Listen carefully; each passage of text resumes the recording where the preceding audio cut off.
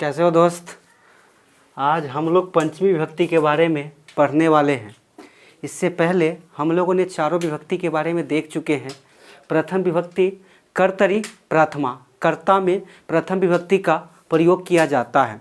द्वितीय विभक्ति हम लोगों ने क्या देखा था, अभितः उभयतः परितः सर्वतः निक्सा बीना धीक आदि के योग में द्वितीय विभक्ति का प्रयोग किया जाता है।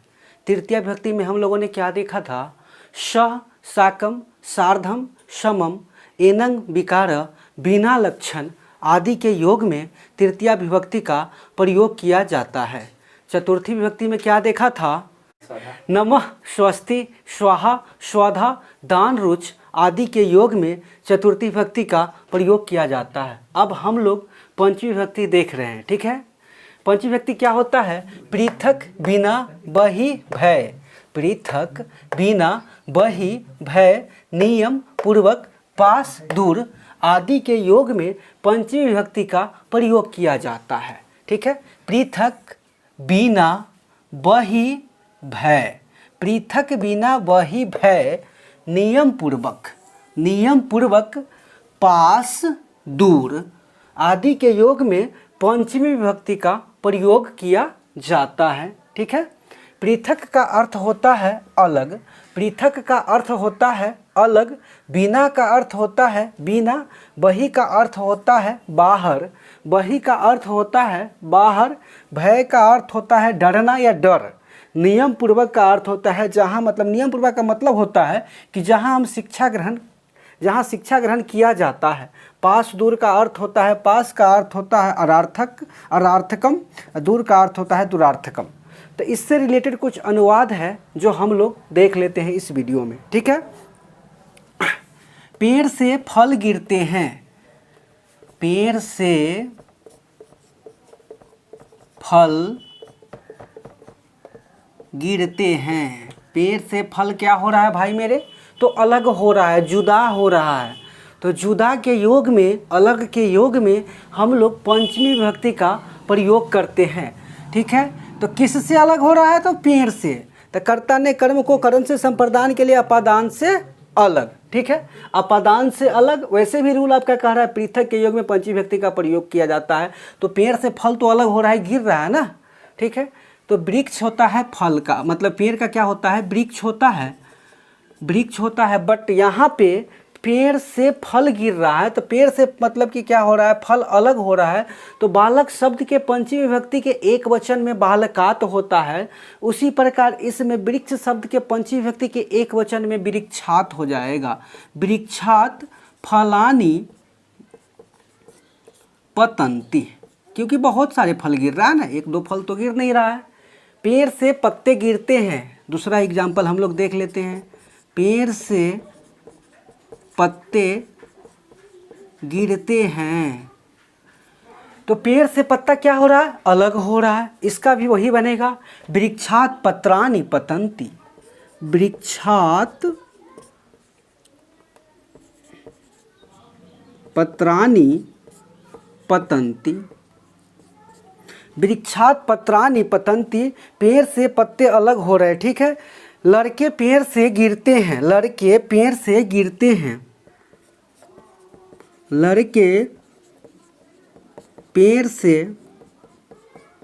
गिरते हैं। लड़का क्या हो रहा है, पेड़ से अलग हो रहा है ना। तब ये कितने लड़के हैं, तो बहुत सारे लड़के हैं ना, लड़के। तो बालकः बालको बालका, बालका तो बालका तो होगा ही, बट बहुत सारे लड़के हैं, लेकिन बालका पेड़ से अलग हो रहा है ना। से से पहले क्या है, मतलब से पहले पेड़ है, तो पेड़ में ही विभक्ति लगेगा। तो यहाँ पे वृक्षात, बालका वृक्षात गिरते हैं तो पतंती। ये मेरा पृथक का काम खत्म हो गया। दूसरा देख लेते हैं भय, ठीक है। वह सांप से डरता है, वह सांप से डरता है। तो वो क्या कर रहा है, सांप से डर रहा है। तो भय के योग में भी हम लोग कौन सा विभक्ति का प्रयोग करते हैं, तो पंचमी विभक्ति का, ठीक है। तो वह का तो सह होता है, ये तो हम लोग पहले ही जान चुके हैं। सह सांप का क्या होता है? सर्पात, सह सर्पात बिभेति, बिभेति वह सांप से डरता है, वह सांप से डरता है। तो सह सर्पात बिभेति। कुछ और एग्जाम्पल हम लोग देख लेते हैं।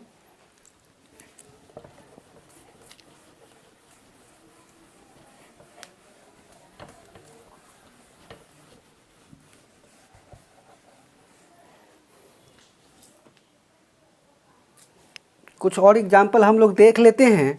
जैसे गांव के पास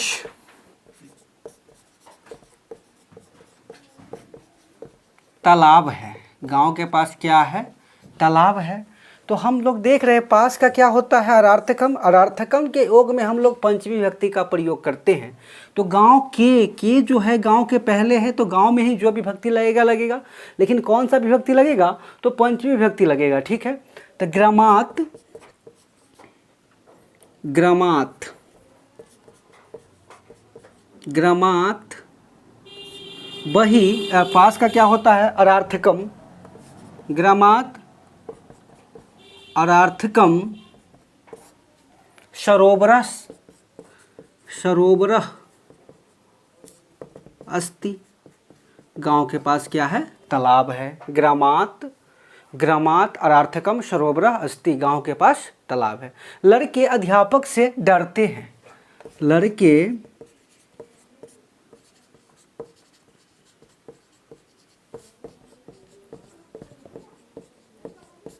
लड़के अध्यापक से डरते हैं। तो लड़का क्या कर रहा है? अध्यापक से डर रहा है। तो लड़के बहुत सारे लड़के हैं। तो बालिका, बालिका अध्यापकात, क्योंकि डर रहे हैं, अध्यापकात बिभेति। ठीक है। बिभेति मीन्स डरना। बंद करो इसको, हो गया। तो हम लोग षष्ठी विभक्ति अभी देख रहे हैं। जिस वाक्य में कोई किसी को सामान देता है और वापस ले लेता है, वहाँ षष्ठी विभक्ति का प्रयोग किया जाता है। मान लीजिए कि कोई सामान किसी को देंगे और फिर हम उसको वापस ले लेंगे, तो कौन सा विभक्ति लगाएंगे? तो षष्ठी विभक्ति। देख लेते हैं कुछ उदाहरण, उससे समझ में आ जाएगा। जैसे वह धोबी को कपड़ा देता है। तो क्या हम लोग धोबी को कपड़ा देते हैं तो वापस लेते हैं कि नहीं? बिल्कुल लेते हैं। वह धोबी को कपड़ा देता है, तो धोबी को कपड़ा देने के बाद हम लोग वापस ले लेते हैं। यहाँ हम लोग अगर चाहेंगे तो कारक चिन्ह पे बनाएंगे तो भी सही होगा, नहीं तो इस विभक्ति पे बनाएंगे तो भी सही होगा। तो कर्ता ने कर्म को, तो सह रजकम, रजकम वस्त्रम, वस्त्र को देते हैं ना, वस्त्रम ददाति। वह क्या कर रहा है?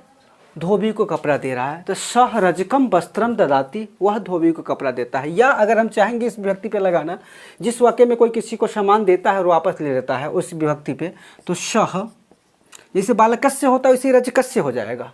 सह रजकस्य वस्त्रम ददाति। ठीक है। वह धोबी को कपड़ा देता है। दूसरा एग्जाम्पल देख लेते हैं। वह दर्जी को कपड़ा देता है। क्या हम लोग दर्जी को कपड़ा देते हैं तो वापस नहीं लेते हैं क्या? बिल्कुल लेते हैं। तो वह दर्जी को कपड़ा देता है, तो सह, इसको चाहिएगा तो सुजकम भी बना सकते हैं। सुजकम मीन्स स सुजकम, वस्त्र को दे रहे हैं ना, वस्त्रम ददाति। ठीक है। या सह सुजकस्य वस्त्रम ददाति। भाई मेरे, रजकस्य, रजकम या रजकस्य, इसमें द्वितीय विभक्ति लगल है, इसमें षष्ठी विभक्ति लगल है, दोनों ही सही होगा। इसमें द्वितीय विभक्ति लगल है, इसमें षष्ठी विभक्ति लगल है, दोनों ही सही होगा। ठीक है। रजकह मीन्स होता है धोबी और सुजकह मीन्स होता है दर्जी। ठीक है। तो इसमें हम लोग देख रहे हैं यस्य भावेन भाव लक्षणम। ठीक है। इसका मेनली अर्थ ये होता है कि जहाँ एक काल के बाद दूसरे काल का बोध होता है वहाँ सप्तमी विभक्ति का प्रयोग किया जाता है। ठीक है, यस्य भावेन भाव लक्षणम, जहाँ एक काल के बाद दूसरे काल का बोध होता है वहाँ सप्तमी विभक्ति का प्रयोग किया जाता है। जैसे सूर्य के अस्त होने पर, सूर्य के अस्त होने पर वह गया। ठीक है, सूर्य के अस्त होने पर वह गया। तो सूर्य, क्योंकि सूर्य के अस्त होने पर तो एक काल यहाँ से लेकर के यहाँ तक, सूर्य के अस्त होने पर यहाँ तक एक काल हुआ, वह चला गया, दूसरा काल हुआ। ठीक है, तो सूर्य, ये सप्तमी विभक्ति में है, सूर्य अस्तम गते, सूर्य के अस्त होने पर, सूर्य अस्तम गते सह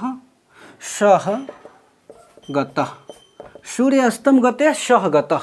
ठीक है, सूर्य के अस्त होने पर वह गया, सूर्य के उगने पर वह पढ़ा, सूर्य के उगने पर वह पढ़ा। ठीक है, तो सूर्य के, तो सूर्य, क्योंकि यहाँ पे सप्तमी विभक्ति का प्रयोग करेंगे हम लोग। ठीक है, उद्यम गते सह पठ। ठीक है, सूर्य उद्यम गते सह पठ, सूर्य के उगने पर वह पढ़ा। तो इस प्रकार हम लोगों ने सातों विभक्ति के बारे में जान लिए हैं। ठीक है, आशा करता हूँ कि आप लोगों को समझ में आ ही गया होगा। अगर समझ में आ गया है तो मेरे चैनल को सब्सक्राइब जरूर कीजिएगा। ठीक है।